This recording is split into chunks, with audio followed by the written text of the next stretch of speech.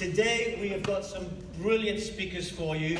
As the two Ronnies used to say, it's a packed programme, so hang in there. It'll be fast and it'll be furious, but it's going to be brilliant. I've no children, I've no grandchildren. My quality of life is not going to be disturbed. It's the young people today whose quality of life in a few years' time is deteriorating. Their opportunities in life are not going to be there.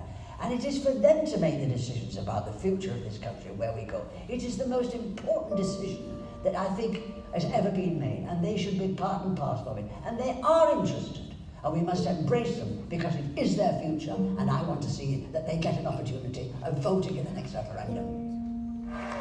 Just finally make it very clear that come that time, I won't hesitate to make the case and vote that we must revoke Article 50 in those No more ifs, no more buts. Let's revoke Article 50, get this matter back to the British people where it now belongs. That promise was a fantasy. It wasn't true, it isn't true. Brexit will make us poorer, Brexit will make the North poorer. Who voted for that? Now let us speak the truth.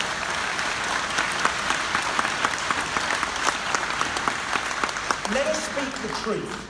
Being part of the European Union enhances our prosperity, it protects our security, and it improves our ability to shape the future of the world.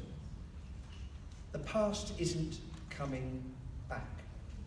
Yes, we were a great global superpower because of coal and ships and empire.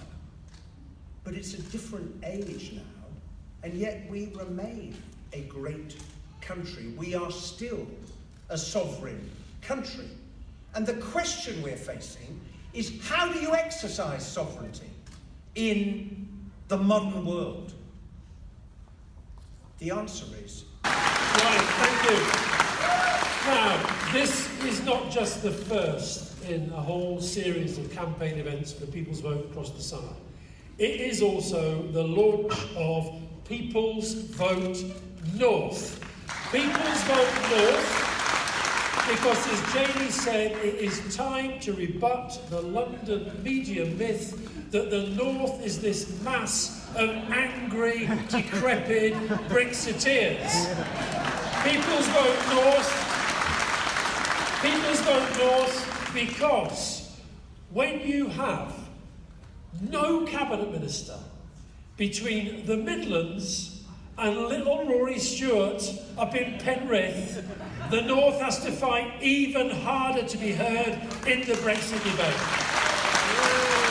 Courage in leading, especially in those constituencies of theirs that voted Leave. That takes real courage, real leadership, and big respect to all of them for doing that.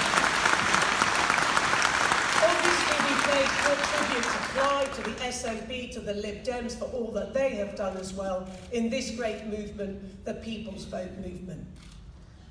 You have heard from many. So I'm here today as a doctor, as a former nurse, and most importantly as a patient in our NHS. Now, the British Medical Association has repeatedly warned that any form of Brexit would be bad for the nation's health. And yet here we are, facing the very real possibility of a no-deal Brexit and all the chaos that this could entail for our NHS.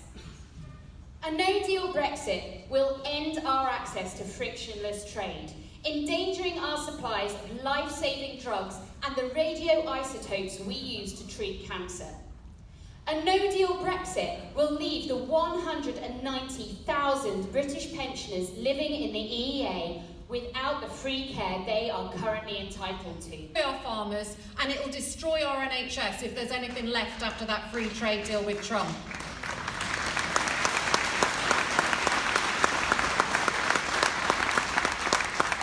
MPs have rejected Theresa May's deal 3 times, 4 times? I can't remember, I've lost track.